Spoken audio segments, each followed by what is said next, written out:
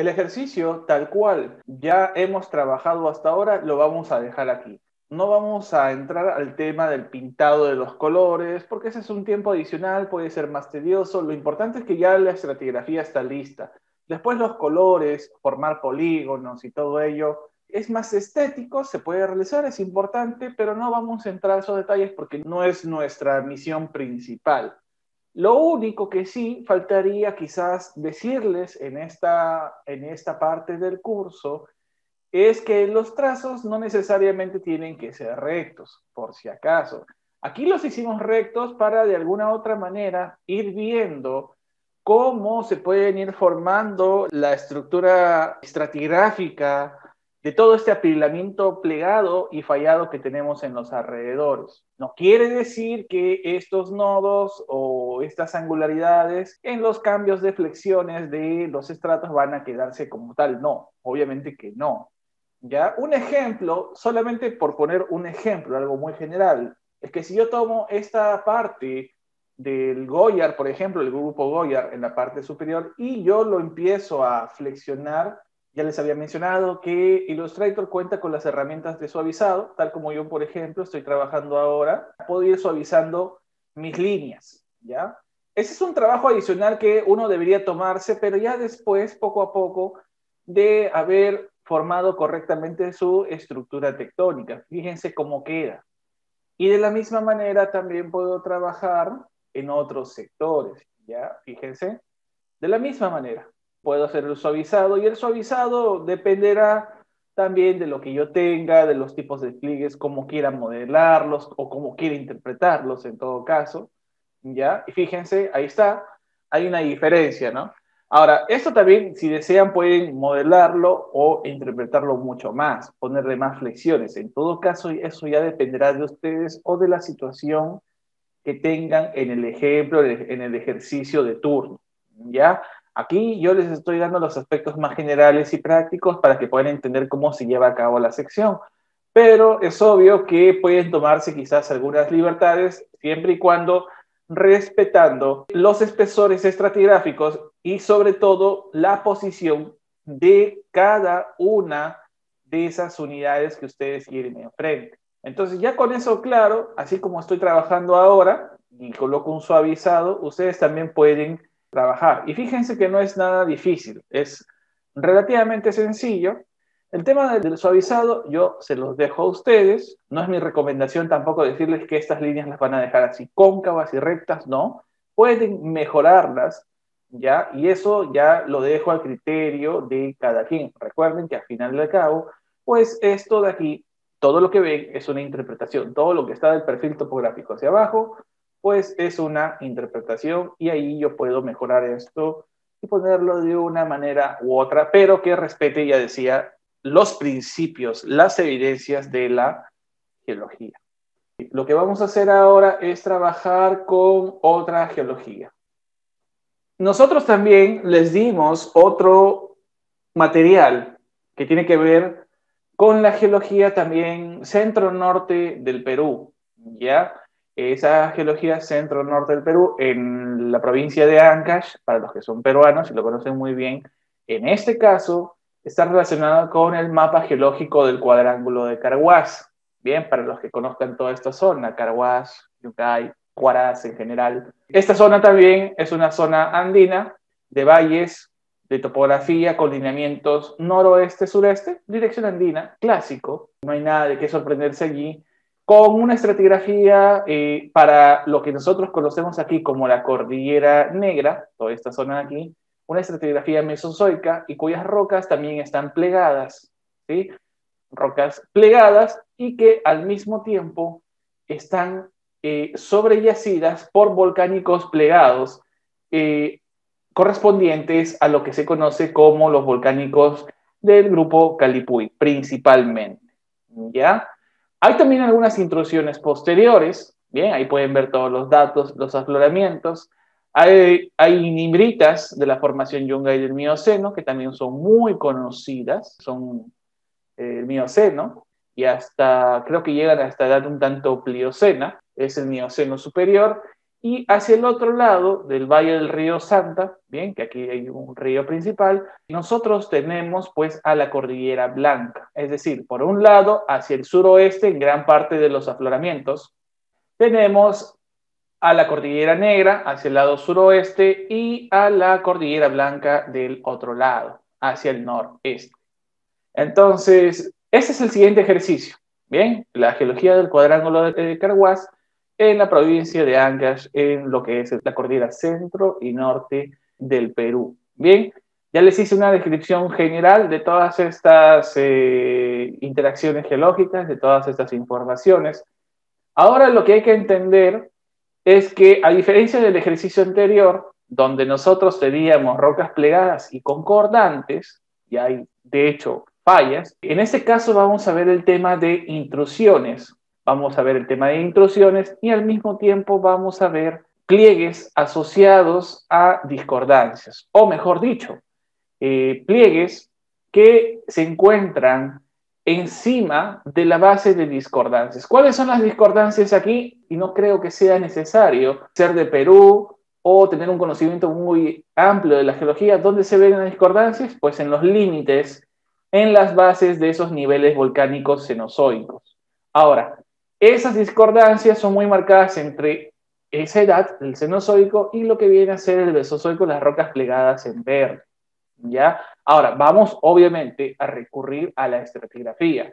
Si ustedes ven aquí el cuadro estratigráfico, claramente vamos a ver que las rocas más antiguas corresponden a la formación Chicama, del Jurásico Superior, lutitas y areniscas, ¿no? De esta manera, es una intercalación bastante fina, ¿ven? Con niveles ferruginosos, areniscas masivas, cuarcitas y pizarras en general. Y encima tenemos a las rocas del Cretáceo inferior del grupo Goyarisquisga. ¿Ya? Recuerden el grupo Goyarisquisga que en el ejemplo anterior, pues es un grupo, eran exclusivamente areniscas y correspondían solamente a un nivel bastante restringido. Bien, no se subdividía en muchos más. En este caso, si se dan cuenta, hay toda la, podríamos decir, toda la subdivisión clásica de lo que se conoce, propiamente dicho, para el grupo Goyarisquisga.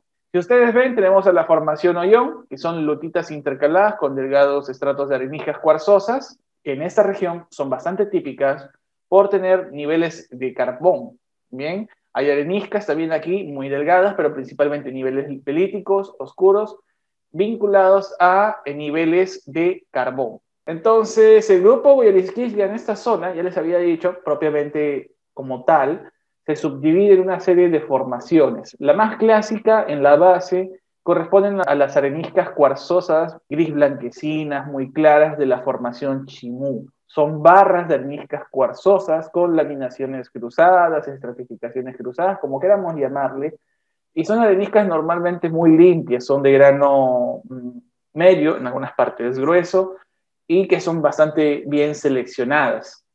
Bien, con una matriz a veces un tanto arcillosa y o limpia. Eso varía dependiendo del lugar o del sitio donde las veamos. No siempre contienen o mantienen sus mismas características litológicas en cada punto que uno las ve. Después, más arriba, tenemos a las formaciones también del Cretáceo inferior, Santa y Carhuaz. Las calizas de la formación Santa son bastante fáciles de poder detectar porque múltiples venillas de calcita y lentes de lutita. Y por su posición estratigráfica, bien, que es intercalada y obviamente encima en concordancia de la formación Chimú, pues no hay ningún tipo de problema al tratar de identificarla. Lo mismo sucede con la formación Carhuaz, que son areniscas, pero son areniscas cuarzosas que de alguna u otra manera ya tienen una matriz, como le decimos a veces, matriz sucia, una matriz mucho más arcillosa, y contiene niveles de limoarcillitas o limolitas, como dice acá, parduzcas, medias marronáceas, ¿no? Un poco oscuras por partes. Personalmente yo conozco la mayor parte de estas unidades y quizás por aquí de manera un poco más interactiva pueda funcionar el hacer este gráfico. A ver, me voy a permitir hacer esto. Voy a hacer acá unos gráficos para que quizás lo conceptualicen mejor. Ya, en el caso de la formación Chimú, nosotros tenemos barras de areniscas cuarzosas Y estas areniscas cuarzosas, voy a reducir esto un poco más, ajá, allí, y estas areniscas cuarzosas, bien, a su vez presentan estratificaciones cruzadas a partir de laminaciones curvas o también laminaciones horizontales, por ejemplo. Y claro, por supuesto que hay niveles finos, pero son bastante restringidos, en algunos casos centimétricos o quizás restringidos al metro, metro y medio, pero no son parte de la mayor parte de su estratigrafía. La mayor parte, ya lo decía, son barras de areniscas cuarzosas y aparecen también en ciclos estratocrecientes con sucesiones individuales granodecrecientes, por ejemplo. Después, un poco más arriba, nosotros tenemos a las calizas de la formación santa. Y ya lo decía, están encima y en contacto, y bien, en contacto neto, ¿no? En un sharp contact, ¿no? Encima de las areniscas de la formación Chimú. ¿Ya? La diferencia que yo les decía que hay entre la formación Carhuaz y la formación Chimú, más allá de la posición estratigráfica, es que las areniscas de la formación Carhuaz son barras dentro de las cuales yo puedo tener, por ejemplo, barras de areniscas cuarzosas en las que yo tengo estos niveles granodecrecientes y que morfológicamente son inconfundibles, ¿no? Porque sí se nota el grado de la erosión, el cambio de las pendientes. Y este cambio aquí es transicional, dependiendo también del sitio en el que estemos, ¿no? En esta zona, por lo que veo aquí, es más como un contacto neto, pero hay sitios como, por ejemplo, en la zona de Lima, ¿no? En la serranía, en las highlands, en las partes altas, la cordillera alta de Lima, pues como la cordillera de la Viuda, por ejemplo, nosotros podemos tener cambios transicionales, por ejemplo, que muchas veces pasan desapercibidos entre las unidades inferiores o superiores, por ejemplo. Y estos niveles sí, como dice la descripción, en muchos de los afloramientos a nivel regional, la formación Carhuaz aparece con colores medios parduzcos, en partes rojizos, marronáceos, ¿sí? Y eso viene nuevamente, como les decía, a partir de que cuando uno ve sus muestras de mano, al menos en los niveles que tienen que ser más gruesos, como las areniscas cuarzosas de grano fino a medio, pues tienen una matriz también bastante sucia, bastante arcillosa. Después de esto, más arriba, tenemos a la formación Farrat, que en esta región especialmente es bastante potente, más de 200 a 300 metros de espesor, hasta donde yo he podido ver personalmente, puede variar porque, como verán, esta zona es una zona también de intensa deformación, mucho pliegue, mucha falla inversa, ¿no? En este sector, esos niveles se reducen, ¿sí? Son más limorcíticos, ¿bien? Y sí pueden haber algunos niveles de areniscas cuarzosas, pero areniscas cuarzosas y limoarcillitas en una matriz muy, pero muy fina y rojiza, sobre todo, muy, muy rojiza. La formación Farrat, para los que conozcan un poco de geología regional, más hacia el norte desaparece o al menos tiende a hacer su espesor mucho más delgado. Para la gente que vive acá en Lima, Perú, en la cordillera de la Viuda, la formación Farrat se disminuye a menos de 50 metros. Y esos son cambios de facies laterales, es decir, que ya tiene que ver más con factores sedimentológicos de por sí.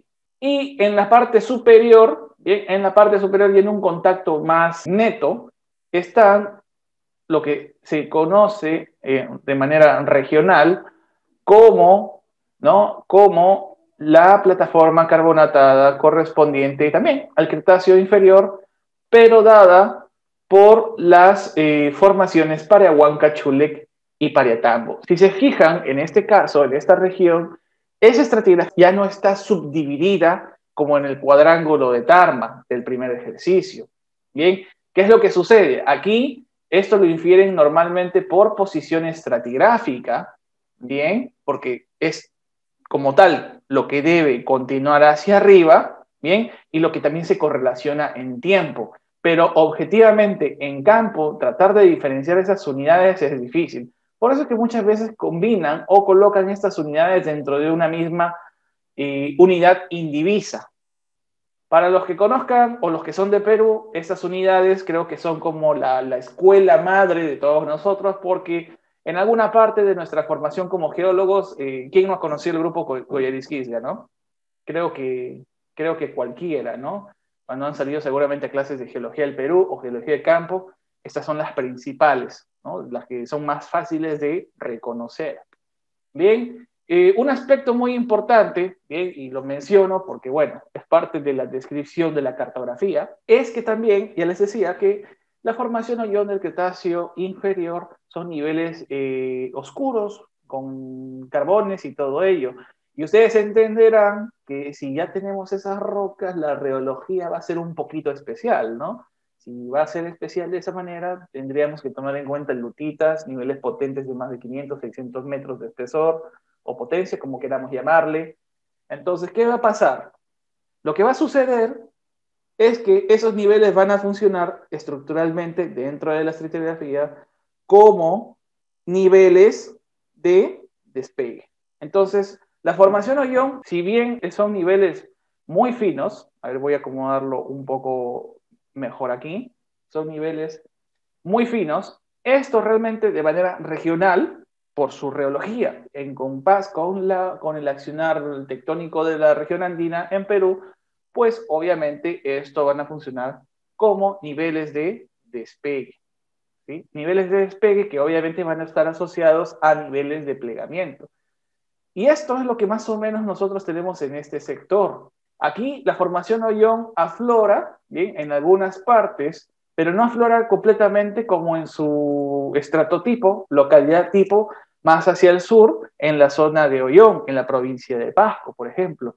Pero estructuralmente se interpreta, o al menos se sabe, que todos los plegamientos que nosotros tenemos aquí, o hasta posibles fallas inversas que no alcanzo a ver en este sector, de alguna u otra manera están relacionados a ese contenedor o a ese patrón estructural.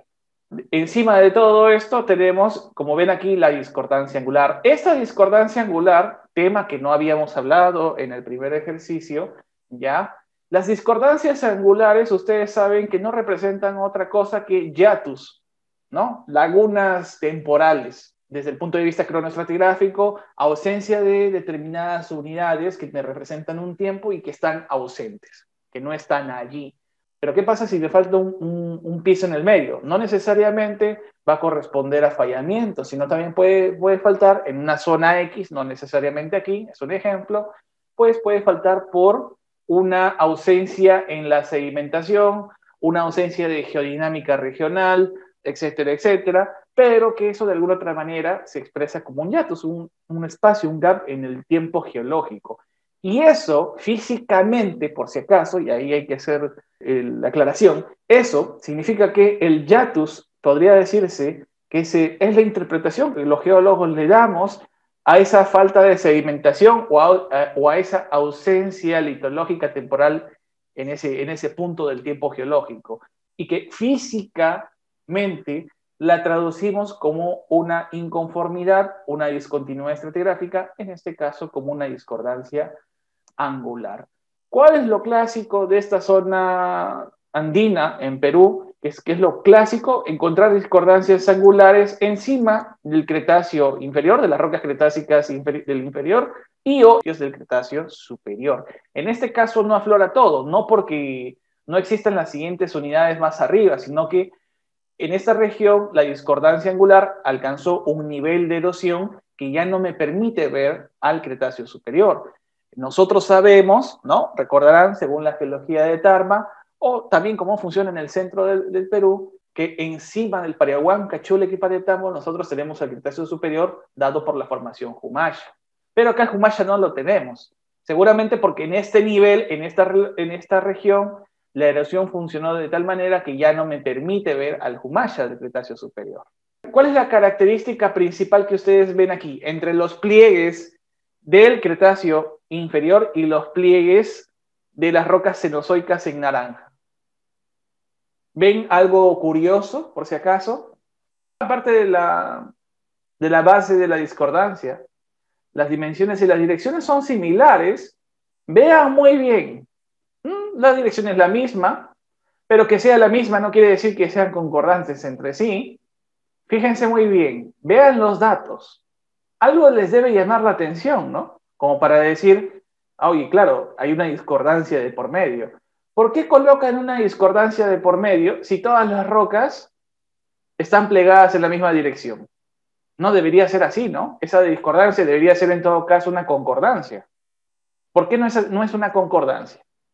Si ustedes se dan cuenta, de derecha a izquierda, ¿no? Que es de donde están las rocas más antiguas, y a la izquierda las más jóvenes, a excepción de esa intrusión que ven allí, los rumbos y buzamientos me justifican efectivamente pliegues anticlinales y sinclinales, ¿ya?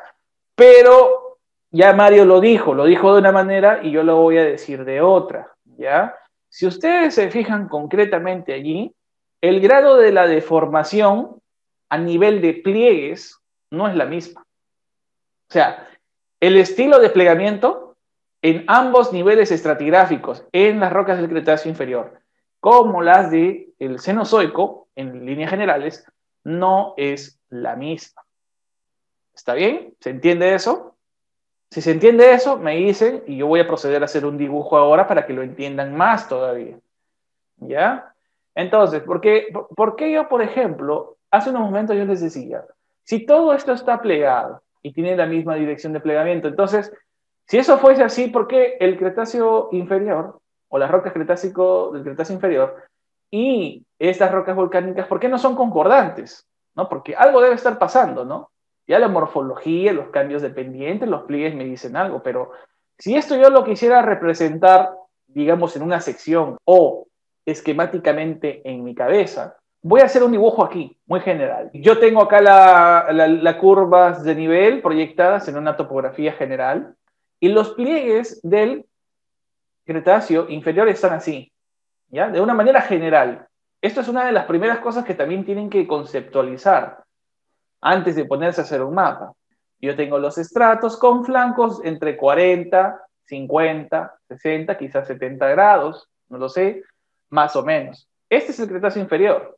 Ahora, a mí me dicen que en medio, ¿no? O arriba, mejor dicho, yo tengo el nivel topográfico, pero debajo del nivel topográfico hay una discordancia, es decir, hay una superficie que teóricamente el mapa me dice que tengo por acá. ¿No? Tengo una discordancia.